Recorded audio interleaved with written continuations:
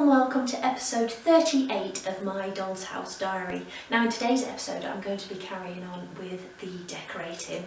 Now how these episodes usually work is that I'll film the intro and outro back to back, and then I work on the Doll's House for maybe 2 or 3 weeks and then edit all of that together into 1 hour-long video. But what I thought I'd do is just work on the Doll's House for a day or even an afternoon, and then just share that video to YouTube in the evening so that I'm uploading a little bit more regularly. Okay, so let's get started. So what I want to start off with today is the flooring in the living room and the dining room, and I've already obviously fixed those to the card templates. I'm going to do the dining room in cream paint, similar to the main bedroom up here, that sort of effect. And then the living room I'm going to do in walnut. The living room is going to be sort of like almost like a sort of log cabin look. So we're going to have a log burner in there, lots of dark wood and lots of red checks and wool and all nice sort of warm blankets and everything, so it really will be like a log cabin feel. And then down here, I think I've already showed you my inspiration picture for the dining room. I'll just flash that up again, and I'm actually going to use blue and white china in there, so I'm going to have sort of blue and cream in there as well. And I'm going to try and look for a wallpaper, as I'd like to do the chimney breast again, and then possibly the back wall or the side wall in paper, similar to what I've just done in the study up here. But I'll keep the walls in that sort of dark cream paint. And then I just wanted to show you another change I've made, and I don't know if you remember the colour of this floor before, but the more I looked at it, the less I liked it. It was sort of, I can't remember if I used the light oak or if I just did 1 coat of walnut, but it was starting to look a little bit gingery, you know, a little bit sort of orangey.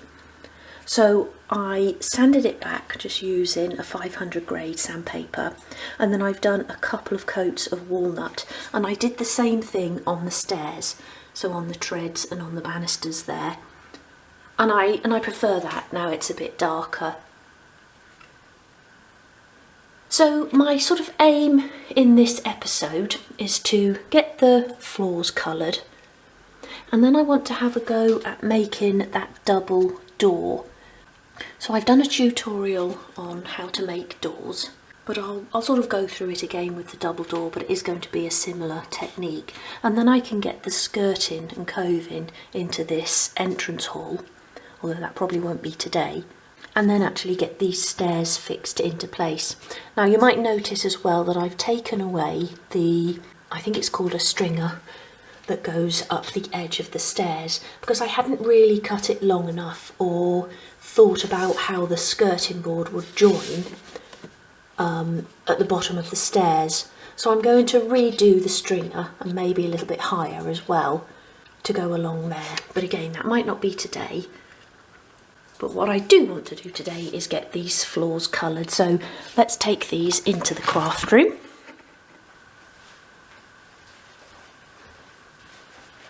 So I'm going to start with the dining room floor, and for that I'm using this natural calico matte emulsion, and I did this for the bedroom. I really watered it down, you can see that in there how watery that is, and I just want to do a light coat and then sort of brush it off with, or wipe it off with some kitchen towel as I go along, so I just get that really sort of you know, whitewashed look almost. So I'm just going to tear myself off some kitchen towel, a few pieces there, and then I've got this lovely big soft brush here to do that with. Let's make a start.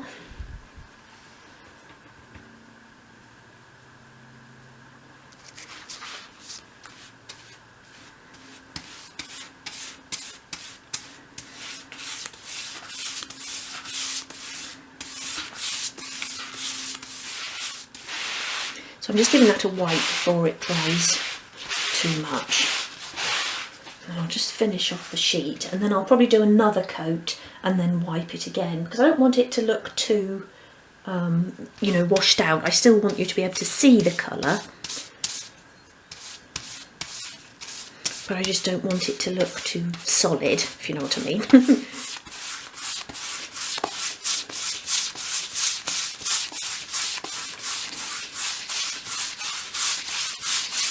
And the other thing as well, as you're going along, make sure it's not congealing in the gaps between the, you know, the wooden strips. Otherwise that will dry there and look uneven. It's quite easy if you're using a sort of watery paint. If you're using something a bit thicker or varnish, make sure it's not getting stuck in there. And once you've done a coat, you could go through with a dry brush and just brush along those gaps.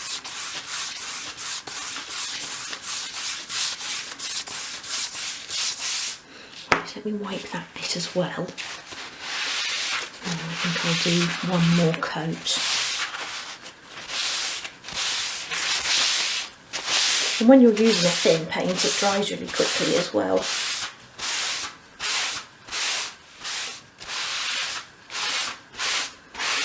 That's quite nice. Right, one more coat then. In fact, what I'll do before I start applying that, leave that in there, is just grab some more kitchen towel. That's getting a bit ducky now.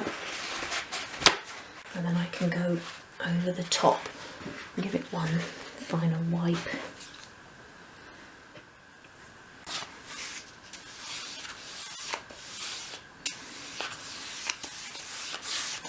I just want to show you our latest little garden visitors.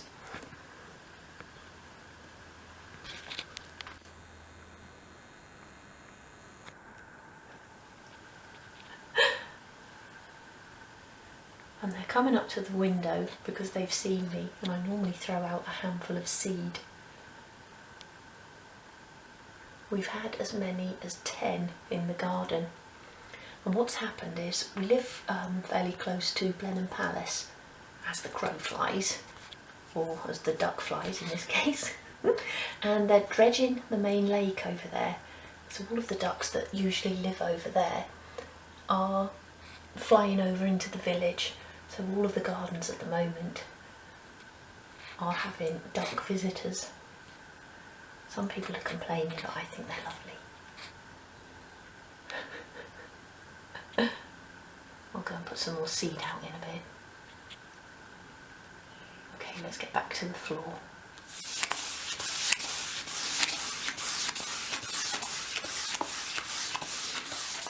Okay, so that's a nice coat on there now. Over one more time. I'm now going to just wipe over that, just quite gently.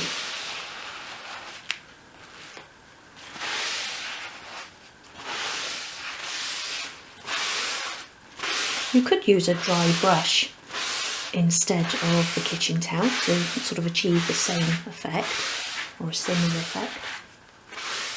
What I like about it is because the strips are all sort of different colours. You've got light wood and some darker ones in there. It gives you this really sort of lovely random effect. I really like that. So I'm going to pop that now to one side to dry. I'll go and sort those ducks out, and then we can get on with the walnut flooring.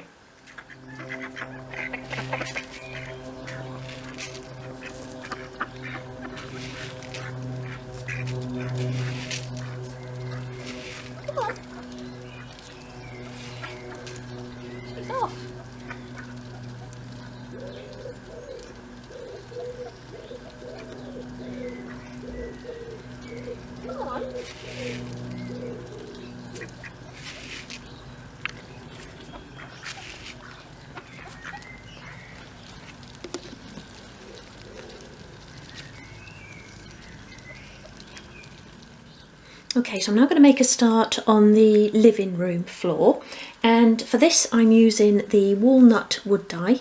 This is a Rustin's wood dye. You've probably all seen me use these before.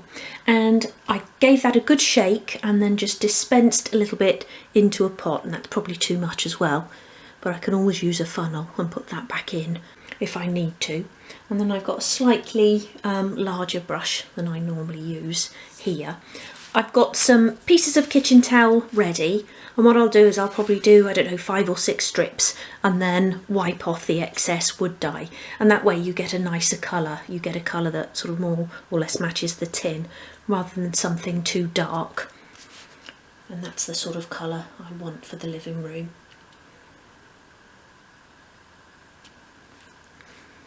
And I really like using wood dye, it goes on really easily. And unlike a varnish, if you were to sort of stop your brush, you get a bit of a ridge in it. So where that's starting to dry out now, if I sort of carry on along this long bit, if you were using varnish, you'd now have a bit of an edge on there. And then when you come to go over it or continue along the line, that sort of line stays there in the varnish. And I found that as well when I used to use it on furniture items. If you sort of went along, say, under the lip of the top of a piece of furniture and then sort of carried on with the top, when you came back to do the side, that had created a line that you then couldn't get rid of. So I much prefer the wood dye to actual varnish. It dries a lot quicker as well, which is another bonus. So now I've done the first lot of strips there, so then I'm just going to wipe off the excess. I should move that out of the way really, so I'm going to end up knocking it over.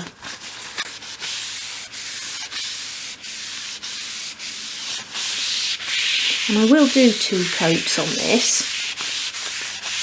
But let me just show you that already from above. What a lovely sort of coverage that's given. And even with this strip wood, I don't know if you can see on camera, but that's bringing out the grain in the wood, which looks really nice. So let's do the next strip.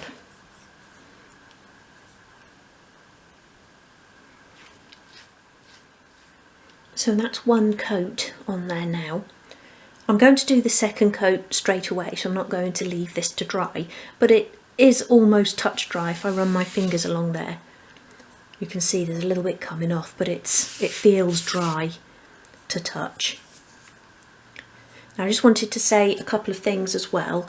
I've got a bit of a strip that's lifting up over here, and that's just because the wood dye has gotten under onto the adhesive that's on the back of the strips and is lifting that up. So don't worry too much if that happens, but at the end you could just sort of ease a bit of glue under there once it's all completely dry and before we put it into place, and stick that back down. So don't worry too much if that happens. Now I always use a brush to apply my wood dye, but you can use a piece of cloth or you can use a sponge. That's just another couple of ways of doing it. I'm not sure if it creates a different finish, but you may be able to get the wood dye on quicker. That would perhaps be a benefit of using a cloth or a sponge. Okay, so I'm going to put the other coat on now.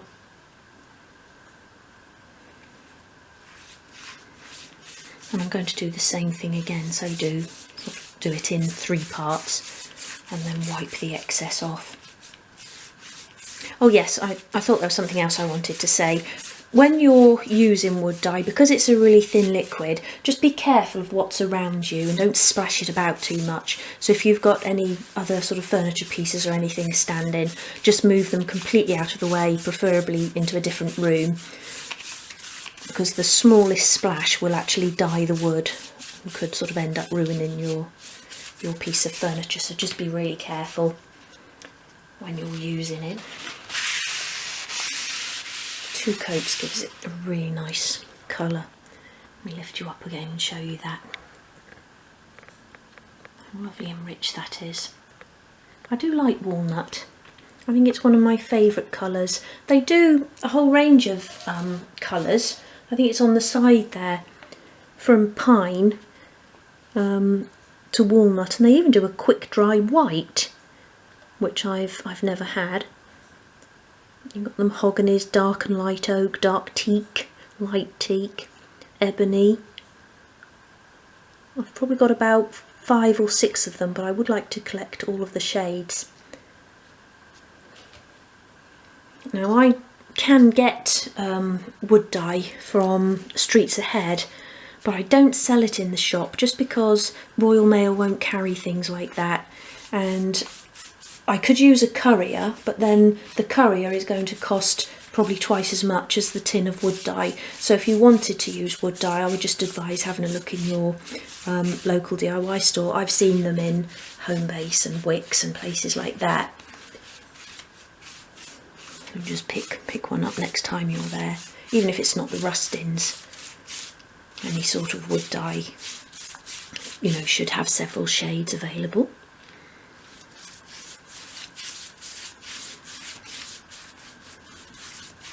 And this isn't a, you know, a sort of miniature wood dye or anything. It's this is just a normal household wood dye that you would use on full-size furniture items.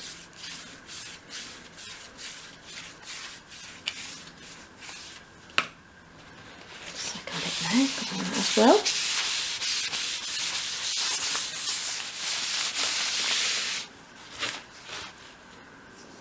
Okay, so that's 2 coats on there. I'm going to leave it at the 2 because I really like that colour now. If I did a third, that would turn a little bit too dark. And again, you've got that sort of random look as well to the strips, which I really like. So I'm going to leave this to dry as well now, and then when they're both completely dry, that one over there as well, actually left that drying over lunch, so that's probably nearly dry now. Feels a little bit rough, so I might just give it a really light sand, and then I can go through and do the little nail holes in both of these. Actually, I just noticed that little strip was coming up there as well. That's strange because that's in the same place as on the other one. But anyway, I can glue that down once they're all dry. And I think I might have a cup of tea now.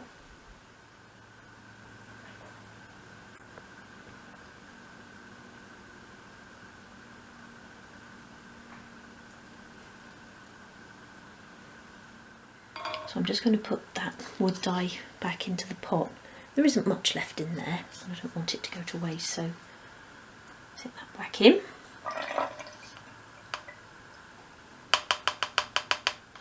So what I want to do now is make a start on the double doors from the entrance hall into the dining room. Now, I was sure I had some 9x3 strip left in my tub, but I haven't. But I have got a piece of 12x3. So 1/2 inch by 1/8 of an inch. So what I'll do is I'll cut it to length, and then I can cut the width to 9, and then I can order some more in so that I've got enough for the rest of the doors. And I've actually just had a word with my supplier, and they do actually do the 9x3 strips, so I'll order some of those for the Etsy shop as well. So I've measured either side of the door, and it's 178mm high. So I'll cut the 2 side pieces first. And this is the only strip I've got, so if I haven't got enough for the top and bottom, then I can just sort of make some up using 6 and 3mm strip. And it won't be noticeable that there's a join too much along the top and bottom of the door, so that's fine. And I prefer to use my mitre block and saw rather than my handheld guillotine for this, because I find that sometimes that can actually curl over the end of the wood. That's one piece. And then if you end up with those sort of little straggly bits at the end, or what I call the little fluffy bits, then just trim those off with your craft knife rather than sanding, because otherwise that will take away from the length. So you just want to go along like that. Let me check that piece as well. Yep, some on there as well. Tidy that up too.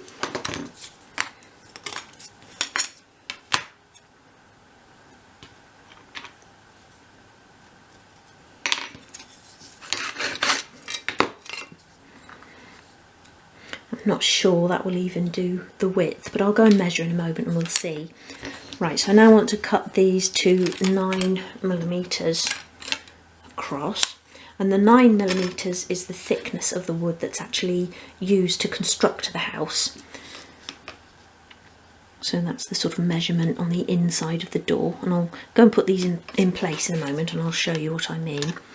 But as I said earlier, I have already done a tutorial on making doors and how to make the surround and everything, so I won't go into it in too much detail again, but I will link to that video at the end of this one if you wanted to go back and have a look. As I say, I will sort of talk you through what I'm doing here as you're with me today. So I'm just sanding along the cut edge there, and now I want to go and try these for size, and then I can get my measurement for the top and bottom of the door.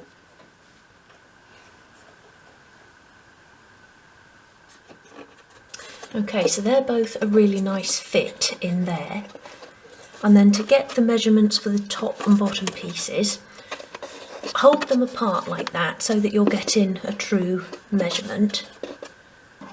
And bring in a rule. Maybe brought the shorter rule in. I think I'm going to have to stand up and do it like that.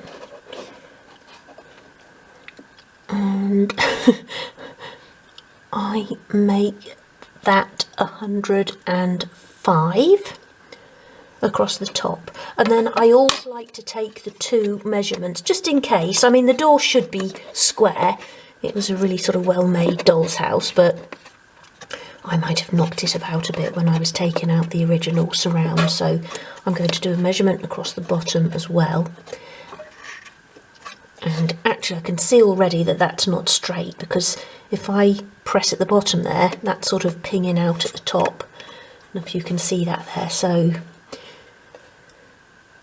what I'll do is I'll take the measurement along the bottom. In fact, I might have spoken about this in the original video, about taking the shortest measurement and making it square.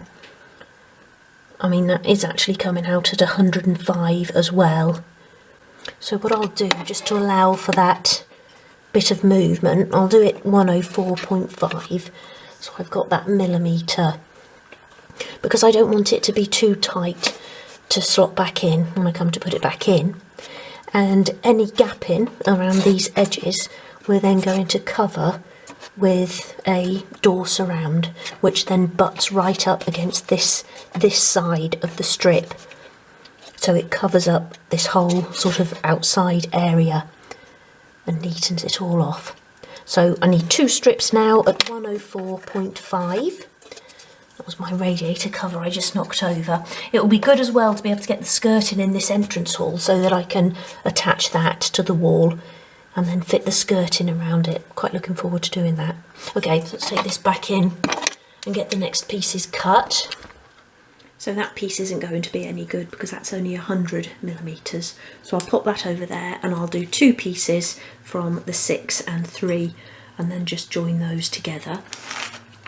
So it was 104.5. Okay, so I'm now going to glue these strips together and then clamp them so that we get a nice tight join.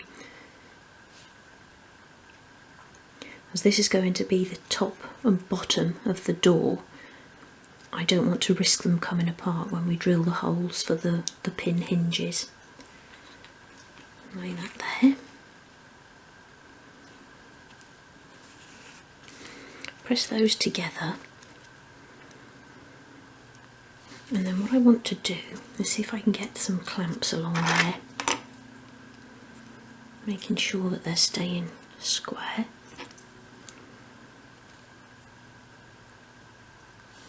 And just be really careful when you're doing this that the clamp is actually on before you let go of it, because they can sort of ping off, fly up into your face if you're not careful.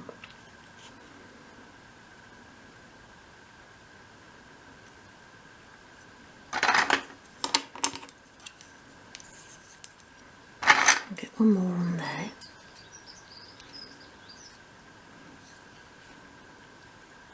And then pop to one side to dry. And then do the same with these two. And there's the second one of those. I'm going to pop that over there as well.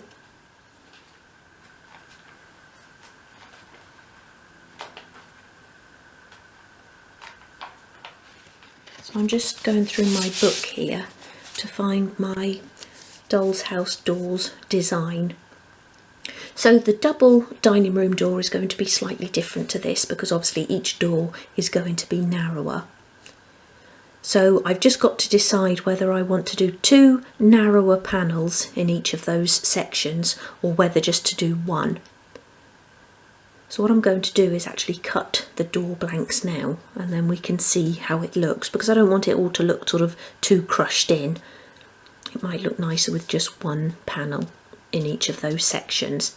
But obviously all of these other bits will be the same size, just so that it ties in with the rest of the doll's house. So for my double door, we know the overall width is 104.5 because that's what I've just cut the top and bottom supports as. So I'll have, each door will be a width of 52.25. So if I get those cut now, we can make a decision about these panels. Okay, so for the doors I use a 1.5mm sheet wood, and for the panels as well, and on both sides of the door. So that ends up at a thickness of 4.5mm, so sort of 3 layers of the 1.5 or 1/16 of an inch sheet. So I've just laid the panels on here, as you can see, and I've decided just to use the 1 panel in the top and bottom sections. And that's just because if I did the 2, they would be sort of really long, thin strips and it wouldn't look right. So I'm going to leave that there like that, and I've cut the pieces for the other side of both doors.